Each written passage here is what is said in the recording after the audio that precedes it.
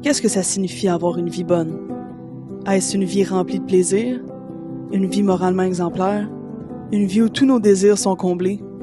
Une vie alignée sur nos valeurs les plus profondes?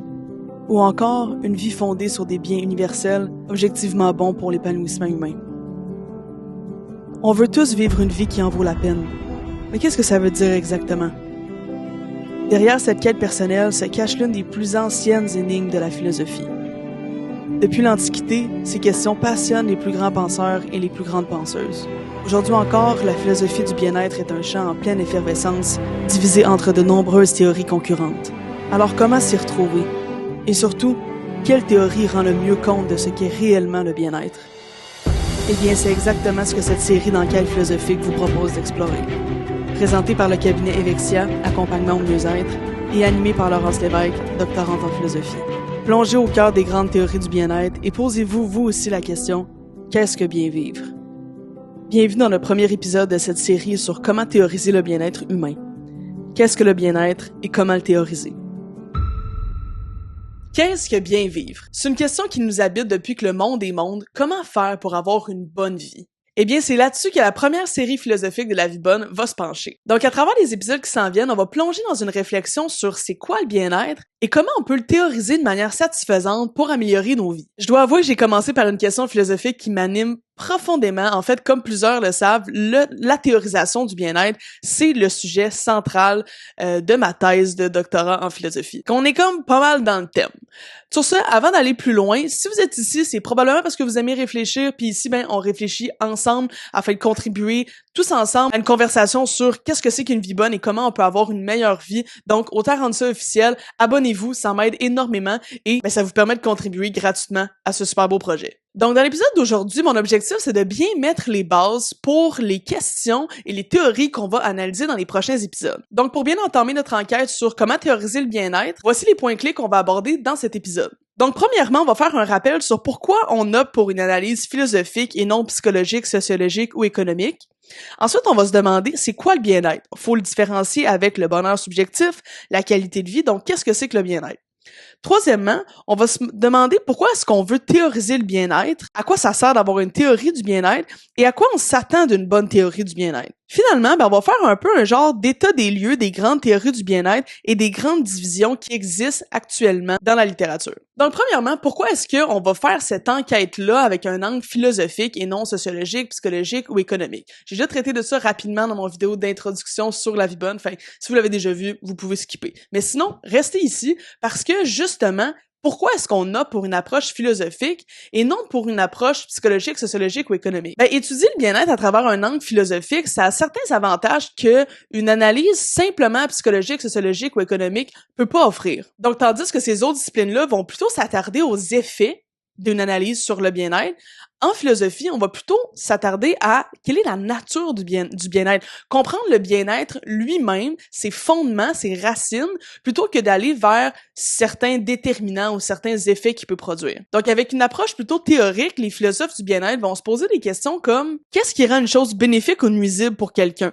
En vertu de quoi est-ce qu'on peut dire qu'une personne a un bien-être élevé? Est-ce que c'est parce qu'elle est heureuse, parce qu'elle satisfait ses désirs, ou encore parce qu'elle réalise certains biens objectifs comme la santé, les relations interpersonnelles ou la connaissance? C'est le genre de questions plus au niveau des fondements du bien-être qu'on va se poser avec un angle philosophique. D'abord, un des grands avantages d'une approche philosophique, ça va être de faire certaines distinctions conceptuelles vraiment importantes. Souvent, on va utiliser de manière interchangeable les termes comme bien-être, bonheur, qualité de vie, épanouissement, quand en réalité, il y a des différences assez importantes à travers certains de ces concepts-là. Donc, avec une approche philosophique, on va venir pouvoir interroger leur signification profonde et pouvoir faire réellement une distinction pour traiter des sujets qui nous intéressent vraiment en ce moment. Et pour nous, ça va être le bien-être. Donc, contrairement aux sciences empiriques, comme souvent la psychologie, la sociologie ou l'économie, qui, elles, vont souvent décrire ce que les gens ressentent, en philosophie, on va plutôt se poser la question, c'est quoi véritablement une vie bonne? Et comment est-ce qu'on peut justifier que certaines vies qui sont meilleurs que d'autres. En faisant ça, une approche philosophique, ça nous offre un cadre normatif pour guider nos choix individuels et collectifs. Donc, loin d'être opposée à la psychologie, à la sociologie ou à l'économie, la philosophie, elle, vu qu'elle a une vision un petit peu plus fondamentale, un peu plus globale, un peu plus au niveau de la nature des choses, ça va nous permettre d'aller articuler ensemble les recherches, les données et les choses qu'on a recueillies dans des sciences plus empiriques comme la psychologie, la sociologie ou l'économie. Fait que c'est pour ça qu'on va utiliser une approche philosophique, c'est aussi évidemment parce que je suis philosophe et non psychologue, sociologue ou économiste, donc on n'a pas vraiment le choix d'y aller point de vue philosophique, mais c'est quand même important de comprendre pourquoi est-ce que c'est une approche qui est différente et quels sont les avantages d'étudier le bien-être à travers une approche philosophique. Donc, comme je l'ai mentionné, un des avantages, c'est de se questionner, est-ce que le bien-être, c'est la même chose que le bonheur subjectif? Est-ce que c'est la même chose que la qualité de vie? Est-ce que c'est la même chose que l'épanouissement? Probablement que non. Donc là, on va se poser la question, c'est quoi le bien-être? Le bien-être, ça se limite pas aux expériences agréables ou à la santé mentale ou physique. Même si ces facteurs-là peuvent évidemment contribuer au bien-être, le bien-être va pas se réduire à ces facteurs-là. Donc le bien-être, ça désigne la mesure dans laquelle la vie d'un individu est globalement bonne pour lui. Selon le philosophe du bien-être Eden Lin, que j'aime particulièrement, il s'agit d'une valeur prudentielle. Donc, c'est-à-dire une valeur qui va refléter ce qui est bon ou mauvais pour une personne, indépendamment des jugements moraux ou impersonnels. Autrement dit, le bien-être, ça concerne comment se déroule la vie d'un individu pour cet individu-là. C'est ce qu'on appelle une valeur prudentielle. C'est un concept qu'on n'entend pas tous les jours, donc je veux revenir sur cette notion-là de valeur prudentielle parce que c'est extrêmement important dans ce que c'est que le bien-être. Donc, quand on parle de bien-être, on parle de ce qu'est une valeur prudentielle. Donc, ça peut aussi être appelé de ce qu'est une valeur pour la personne elle-même. Donc, ça va désigner ce qui est bon ou mauvais pour quelqu'un du point de vue de cette personne-là elle-même, indépendamment de toute considération morale, esthétique, sociale ou impersonnelle. Donc, on va vraiment parler de ce qui est bon pour un individu et non de ce qui est bon d'un point de vue moral, de ce qui est beau d'un point de vue esthétique. On va vraiment parler de ce qui est bon pour l'individu. Donc, autrement dit, quand on parle d'une valeur prudentielle, on va se poser la question, qu'est-ce qui rend la vie meilleure ou pire pour une personne en particulier? C'est ce type de valeur-là qui est au cœur de la conception de ce qu'on appelle le bien-être. Si je vous donne un exemple concret, juste pour être sûr que vous compreniez ce qu'on entend par valeur prudentielle, manger un bon repas équilibré, ça peut être prudentiellement bon pour moi parce que ça me nourrit, ça me fait plaisir, ça me donne l'énergie. En revanche, être trahi par un ami, par exemple, c'est prudentiellement mauvais parce que ça me blesse, ça me rend triste et ça affecte ma confiance, par exemple. Donc, dans les deux cas, on juge pas si cette chose-là, elle est moralement bonne, ou si c'est objectivement bon, ou est-ce que c'est objectivement vrai. On n'est pas là-dedans, on juge simplement de si cette chose-là améliore ou détériore la vie de la personne concernée pour elle-même. Oups, désolé, j'interromps 2 secondes pour un message d'intérêt général. Si vous aimez la réflexion à date, je vous invite à vous abonner. On est juste au début de la vie bonne, puis je vous garantis que vous voulez pas manquer ce qui s'en vient. Puis en plus, ça m'aide énormément. Donc sur ce, merci de le considérer et de retour aux choses vraiment intéressantes que je disais. Donc, quand on parle de bien-être, on parle naturellement d'une perspective de vie tout entière. Donc, on parle de la mesure dans laquelle la vie d'une personne va bien. On parle pas, par exemple, de bonheur subjectif, qui est une notion psychologique qui va mettre l'emphase sur l'expérience vécue de la personne sur sa propre vie. Donc, dans le bonheur subjectif, on se distingue complètement de certains critères externes ou objectifs et on va quand même opposer bien-être et bonheur subjectif. Le bonheur subjectif, c'est évidemment quelque chose qu'on doit valoriser. On veut avoir un bonheur subjectif élevé, mais le bien-être ne va pas se réduire au bonheur subjectif. Par exemple, une personne qui serait atteinte de la maladie d'Alzheimer pourrait avoir un bonheur subjectif très élevé en faisant des tâches ou des choses qui ont peu de sens, qui apporteraient un certain bonheur subjectif, mais en tant qu'évaluation de son bien-être, il faut qu'une théorie du bien-être puisse rendre compte que, par exemple, la maladie d'Alzheimer, c'est quelque chose qui est négatif, c'est quelque chose qui détériore le bien-être de la personne, même si son bonheur subjectif peut être assez élevé. Donc, on va vraiment différencier bien-être et bonheur de cette manière-là. Bon, donc j'ai parlé rapidement de qu'est-ce qu'une théorie du bien-être devrait nous dire dans une certaine situation, par exemple avec une personne qui a une maladie d'Alzheimer, mais qui a un bien-être subjectif, un bonheur subjectif très élevé. Il faut que la théorie du bien-être puisse arriver à des conclusions qui sont satisfaisantes. Qui nous amène à la question de à quoi est-ce qu'on s'attend d'une bonne théorie du bien-être. Donc évidemment, on veut que notre théorie, elle puisse rendre compte le plus adéquatement possible, idéalement le plus parfaitement possible, du concept de bien-être. Pour dire qu'une théorie rend adéquatement compte du concept de bien-être, généralement, celle-ci doit répondre à certains critères. Et les critères que je vais retenir pour une bonne théorie du bien-être, c'est l'adéquation au niveau descriptif, normatif et empirique. Donc, on va les regarder un après l'autre. Critères d'adéquation normative. Donc, une théorie du bien-être doit expliquer pourquoi c'est important de viser le bien-être et comment on peut le promouvoir. Autrement dit, elle doit pouvoir guider l'action et les choix personnels de l'individu. Donc, la dimension normative est là pour intention de guider l'individu. Donc, on veut que notre théorie soit adéquate sur le plan normatif, qu'elle puisse nous donner des bonnes guidance, je sais même pas si c'est un mot, mais qu'elle puisse adéquatement nous guider, nous donner certains conseils à certains moments. Si on prend par exemple une personne qui se demande si elle doit quitter son emploi stable, mais qui est comme vide de sens pour se consacrer à un projet artistique risqué, par exemple, ben une bonne théorie du bien-être devrait l'aider à penser rationnellement cette décision en mettant en lumière les dimensions importantes d'une vie florissante. C'est quoi qui compte dans une vie florissante, dans une vie épanouie? C'est quoi qui est important dans le bien-être? Quand une théorie du bien-être est capable de nous expliquer ce qui compte réellement dans le bien-être, ben c'est censé aider cette personne-là à prendre la bonne décision dans cette situation-là. Un autre exemple, plus au niveau de la société, une politique publique qui redistribue les ressources, est-ce qu'elle vise à égaliser les revenus des gens ou est-ce qu'elle vise plutôt à égaliser les niveaux de bien-être des gens? Si le but, c'est d'égaliser le niveau de bien-être des gens, ben il faut être capable de dire qu'est-ce qui constitue une vie meilleure pour pouvoir évaluer si une telle politique est juste. Donc, autrement dit, le critère normatif, ce qu'il nous dit, c'est qu'une bonne théorie du bien-être doit être capable de répondre à la question « Qu'est-ce qui compte dans une vie réussie? » Donc, si à un certain moment, on a un enjeu au niveau normatif, ben, ça va être un enjeu principalement au niveau de ces questions-là. Ensuite, adéquation descriptive. Donc, une théorie du bien-être, ça doit correspondre à notre expérience ordinaire du bien-être, à nos intuitions fortes et au langage courant qu'on utilise pour parler de c'est quoi une vie bonne. Si je prends par exemple pour Sumner, qui est un très grand philosophe du bien-être, selon lui, la meilleure théorie, c'est celle qui reflète fidèlement nos jugements ordinaires et nos concepts sociaux. Donc le bien-être, ben, c'est lié à des notions comme le bonheur, l'intérêt, le bénéfice ou la satisfaction. Ben, dans ce cas-là, il faut absolument qu'une bonne théorie du bien-être vienne pas contredire les cas intuitifs évidents. Plus on va avancer, vous allez voir qu'il y a des théories qui, malheureusement, vont être confrontées à des cas où, intuitivement, on se dit mais ça se peut pas que cette théorie-là dise que dans cette situation-là, cette personne-là ait un haut niveau de bien-être. Et ça, ben, ça va être une erreur au niveau de l'adéquation descriptive. Dans la même lignée, si une personne vit dans la solitude, est en mauvaise santé, sans but ni plaisir, ben, une théorie du bien-être qui arriverait à la conclusion que cette personne-là a un bien-être élevé, ben, ça serait problématique. On dirait, ça correspond pas à nos intuitions ordinaires, il y a un problème au niveau descriptif. Et là, ben, si à l'inverse, quelqu'un qui est engagé en santé, entouré de relations significatives et qui se sent profondément satisfait de sa vie, ben, une bonne théorie du bien-être devrait absolument reconnaître cette vie-là comme une vie florissante. Évidemment, il est toujours permis de reconsidérer certaines intuitions. C'est pas parce que on arrive à une conclusion qu'on dit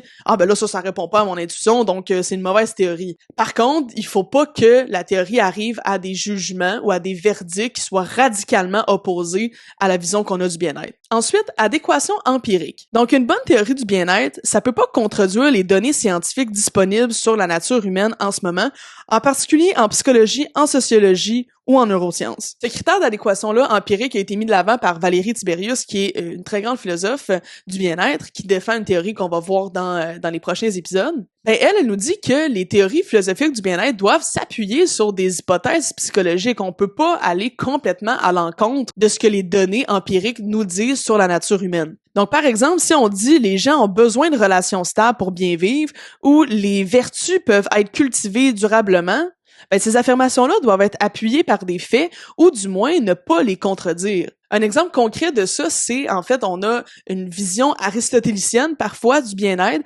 donc qui est que de cultiver des vertus comme la patience, la tempérance, ça va contribuer à notre bien-être et c'est des choses qui sont stables, les vertus, du moins pour Aristote. Et là, il y a des recherches en psychologie particulièrement de John Doris dans Lack of Character en 2002, qui montre que le comportement moral dépend souvent du contexte plutôt que la personnalité, donc plutôt que les vertus de la personne. Puis ça, ça vient mettre en doute la base psychologique de ces théories-là, si elles échouent sur le plan empirique. Et on s'entend, donc, c'est problématique pour une théorie si elle va à l'encontre des faits empiriques qu'on a actuellement. Donc, petit rappel, point de vue normatif, ça doit justifier pourquoi le bien-être est important, pourquoi on doit le poursuivre et aussi quoi faire, nous guider à certains moments dans certains choix. Descriptif, ben la théorie doit refléter nos intuitions et le langage courant qu'on a par rapport au bien-être. Et empirique, ben la théorie doit être conforme aux données scientifiques accessibles actuellement. Fait que quand on va analyser les théories du bien-être qui vont suivre, ben si on remarque certains problèmes, si on remarque certains enjeux ou certaines objections, ben ils vont souvent tous et toutes avoir lieu dans un de ces critères-là. Donc c'est intéressant de savoir à quoi on s'attend d'une bonne théorie du bien-être. Bon, donc là, pour la prochaine section, on rentre un petit peu plus dans le vif du sujet, où on va traiter d'un état des lieux pour se donner une bonne idée des grandes théories du bien-être actuellement. Avant tout, un petit retour historique sur d'où nous vient un petit peu notre héritage par rapport à notre conception du bien-être. Un très très court retour historique parce que j'aime peu faire de l'histoire de la philosophie, mais il faut quand même le faire un petit peu. Donc, notre conception occidentale de le bonheur, le bien-être, la vie bonne, tout ça, ça nous vient principalement des penseurs de la Grèce antique. Donc, on parle de Socrate, Platon, Aristote. Surtout Aristote qui a beaucoup contribué à notre vision de ce qu'est une vie bonne. Lui associait beaucoup la vie bonne aux vertus, donc avoir une vie qui est vertueuse, une vie qui est bonne, qui est pour les autres, une vie qui est morale. Aujourd'hui, on va distancier un petit peu la morale de ce qui est bon pour un individu, le bien-être en général, mais certains pourraient vraiment encore vouloir les mettre ensemble. Donc, on a un héritage plutôt de la Grèce antique, Socrate, Platon, Aristote, mais aujourd'hui, quand nous, on va traiter du bien-être, on va traiter des conceptions contemporaines du bien-être, donc des théories qui sortent tout juste en ce moment et le débat récent au niveau du bien-être. Donc, on fera pas de la philosophie antique, inquiétez-vous pas. Par contre, si jamais ça vous intéresse, le côté histoire de la philosophie au niveau du bien-être, je vous conseille d'aller plus vers du contenu fait par Aristote. Quand je parle de contenu, je parle plutôt de livres, là, on parle pas de vidéos YouTube, mais l'éthique à Nicomaque, par exemple, ça peut être intéressant à lire si on s'intéresse sur tout ce qui est bien-être. Aristote a beaucoup écrit aussi au niveau de l'amitié, de l'amour, au niveau des animaux aussi. Donc, si c'est des sujets qui vous intéressent, Aristote, je le conseille. Donc, entrons dans le vif du sujet. Les théories actuelles du bien-être sont divisées selon deux grandes catégories principalement. On a les théories subjectivistes et les théories objectivistes. Les théories subjectivistes vont se fonder strictement sur le point de vue de l'agent. Donc, selon ces théories-là, un individu va atteindre un niveau de bien-être élevé quand il va parvenir à satisfaire ou réaliser certaines de ses attitudes favorables, comme ses plaisirs, ses désirs, ses valeurs, au fil du temps, sans considération pour leur contenu spécifique. Donc, pour les théories subjectivistes du bien-être, le bien-être dépend de l'individu lui-même. Il n'y a pas de rattachement ou de considération de choses qui sont bonnes pour tout le monde. Même si tu veux pas cette chose-là, par exemple, cette chose serait bonne pour toi, il n'y a pas du tout de ça dans les théories subjectivistes. On est vraiment dans la réalisation ou la satisfaction de certaines de ces états mentaux, de ces attitudes favorables, qu'on pourrait dire, donc des pro-attitudes, donc des plaisirs, des désirs, des valeurs. Donc, c'est vraiment strictement centré sur le point de vue de l'agent. On va pas se rattacher à quelque chose d'objectivement bon. De leur côté, pour les théories objectivistes, le bien-être va pas se limiter à la simple réalisation d'attitudes subjectives, comme les plaisirs, les désirs ou les valeurs, mais va reposer également sur l'accomplissement de biens objectifs et universels qui favorisent réellement l'épanouissement personnel, indépendamment des préférences individuelles. Donc, contrairement aux théories subjectivistes, les objectivistes vont reconnaître qu'il existe des choses comme des biens objectifs. Donc, des choses qui sont bonnes pour tout le monde, tous les êtres humains, qu'on les veuille ou non. Par exemple, un exemple classique, ce serait les relations. Donc, être en relation avec d'autres êtres humains, ce serait quelque chose qui, selon les objectivistes, serait universellement bon. Serait bon pour tous les individus. Donc, si on considère une personne qui serait, par exemple, un ermite et qui vivrait en forêt et qui serait avec aucun individu et qui voudrait 100% être seul, ce serait ça son désir, veut rester seul. Aucun contact. On parle vraiment de zéro contact. On parle pas de quelqu'un qui a pas beaucoup d'amis. On parle genre vraiment de quelqu'un qui est complètement isolé. Pour les théories subjectivistes, ils diraient que si ton désir, c'est de ne pas être entouré de gens, de ne pas avoir de relation du tout, c'est ce qui est bon pour toi, ne pas avoir de relation du tout. Tandis que les théoriciens ou les théoriciennes objectivistes, qui diraient que les relations font partie d'une liste de biens fondamentalement objectifs pour tout le monde, ben si t'as pas de relation, même si c'est ça que tu veux, c'est pas bon pour toi, ça nuit à ton bien-être. Donc c'est principalement ça la grande différence entre les deux grande catégorie de théories. Donc, les théories subjectivistes vont vraiment se fonder sur le point de vue de l'agent, qui vont dépendre uniquement de ses attitudes favorables, et les théories objectivistes qui vont dire « Ouais, ben non, il y a pas juste ça, il y a des choses qui sont bonnes pour tout le monde, et il y a une liste de choses qui sont bonnes pour tout le monde, et c'est cette liste de choses-là que pour qu'un individu ait une vie haute en bien-être, il doit avoir tous les éléments de la liste, sinon son bien-être est affecté négativement. » Et vu que ces deux catégories-là sont comme un peu mutuellement exclusives, c'est-à-dire que ils sont chacun de leur côté défendant que un défend qu'il existe des choses qui sont bonnes pour tout le monde et l'autre défend que non, ce qui est vraiment bon, c'est ce que l'individu désire ou valorise, c'est ses attitudes favorables, ben ils s'opposent grandement. Dans les dernières années, il y a eu l'émergence de certaines théories dites hybrides. Donc les théories hybrides tentent de combiner des éléments subjectifs et des éléments objectifs afin d'éviter les problèmes du subjectivisme pur qu'on va pouvoir voir dans les prochains épisodes, tout en respectant les préférences individuelles des agents. Petit spoiler alert, moi-même, en ce moment, actuellement, ma thèse, c'est le développement d'une théorie hybride du bien-être. Mais bon, c'est pas pour autant que je favoriserais ces théories-là, mais on va dire que oui. Mais bon, on fait comme si j'avais pas dit ça, on va essayer d'analyser les théories subjectivistes, les théories objectivistes et peut-être même une version hybride pour voir qu'est-ce qui peut faire le plus de sens là-dedans, puis peut-être même pour vous, laquelle des théories du bien-être actuelles représente réellement le concept de bien-être à votre sens. Donc déjà là, avec ce premier épisode-là, on a une première question qui s'installe sur laquelle vous pouvez réfléchir. Est-ce que selon vous, le bien-être se réduit vraiment à la perception de l'agent, donc à votre propre perception à vous? Est-ce qu'il est subjectif en ce sens-là? Ou bien, est-ce que selon vous, il existe des choses qui sont bonnes pour tous les individus, pour tous les êtres humains, indépendamment de ce que ces personnes-là désirent? Honnêtement, je dirais que cette question-là, ça reste et ça demeure la plus grande question pour la théorisation du bien-être. Est-ce que le bien-être, c'est plutôt subjectif ou est-ce qu'il existe des choses qui sont bonnes pour tous et toutes que les individus devraient avoir pour avoir une vie haute en bien-être? Donc, c'est déjà une première piste de réflexion et je vous invite à vous poser la question à vous-même. Qu'est-ce que vous, d'emblée, vous pensez? Et ensuite, dans les prochains épisodes, là, on va aller un petit peu plus profondément dans le développement de ces théories-là et là, vous allez vraiment pouvoir voir laquelle fit le mieux pour vous. Ça m'amène à faire une certaine clarification. Vous savez, souvent, quand on parle du bien-être, du bonheur et tout ça, on entend souvent une fameuse phrase classique qui est « tout le monde a sa propre conception du bien-être ». Mais en réalité, est-ce que c'est vraiment le cas? Si on adopte cette position-là, dite relativiste, ça veut dire que tout espoir qu'on a de comprendre davantage sur l'être humain, sur le bien-être, sur comment le théoriser et tout ça, c'est un peu en vain si tout le monde a sa propre conception de ce que c'est le bien-être. On peut aussi faire le parallèle avec la moralité. Si on dit que tout le monde a sa propre conception de ce qui est bien et de ce qui est mal, ça devient problématique. Il y a des choses qui sont objectivement mal. Puis une conception relativiste de la vie comme ça, ça nous limite dans ce qu'on peut faire. Alors, est-ce qu'on a tous notre propre définition du bien-être? Pas vraiment. Par contre, est-ce que le bonheur ou le bien-être implique une forme de subjectivisme?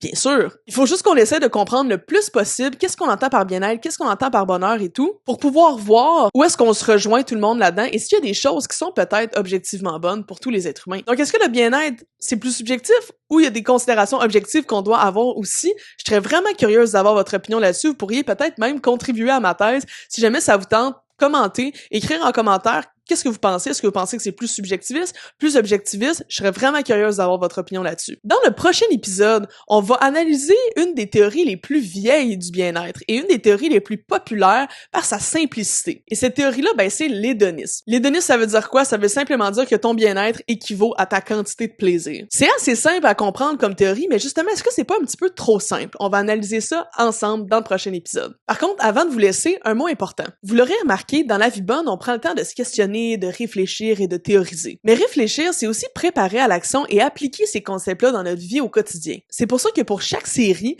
à travers le cabinet Evexia, je vous offre une option appliquée de ce dont on parle. Et ça, ça s'adresse principalement aux gens qui voudraient mettre en action, mettre en pratique, dans leur quotidien, les théories et les choses qu'on explique à travers la vie bonne. Donc concrètement, ça veut dire des exercices guidés, du contenu pratique à intégrer dans votre quotidien et un kit de départ Evexia qui est livré chez vous pour soutenir concrètement votre démarche. Et le tout, à un prix plus abordable qu'un souper au resto. Parce qu'une vie florissante puis une vie épanouie, ça se pense pas tout simplement. Il faut aussi prendre action concrètement. Et c'est justement ce à quoi sert cette option-là appelé le bien-être appliqué, que vous pouvez déjà aller voir sur cabinetevexia.com. Je vais mettre le lien aussi dans la description, évidemment, si jamais vous voulez aller plus loin, avec une visée plus pratique et plus appliquée. Sur ce, on se voit tout de suite dans le prochain épisode pour parler de l'hédonisme. À bientôt. Oh oui, puis avant de finir, vous savez, en tant que consommateur, consommatrice de contenu, les gens vous demandent souvent de vous abonner, d'aimer la vidéo ou de commenter. J'ai envie de vous demander la même chose, mais vous savez, en philosophie, tout est une question d'argument. Fait que je vais vous donner 2 arguments pour vous convaincre d'interagir avec la vidéo ou de vous abonner, puis si je vous ai convaincu, ben vous savez quoi faire. Premièrement, participer à la discussion, c'est déjà philosopher et vous êtes ici pour ça. Un commentaire ou un j'aime, ça vous permet de faire une petite contribution à la grande conversation dans laquelle on est en ce moment et qui nous bénéficie à tous et toutes. Deuxièmement, je dirais que vous abonner, c'est comme poser une première pierre vers une vie plus réfléchie. Aiguiser son esprit critique, développer ses connaissances, c'est à la base d'une vie bonne, puis vous abonner, ben ça vous met déjà sur la bonne voie. Puis entre vous puis moi, ben ça va être pas mal plus fun que lire La République de Platon. Oh puis regarde, si je t'ai pas convaincu, tu peux toujours t'abonner par charité, je vais le prendre quand même. À bientôt.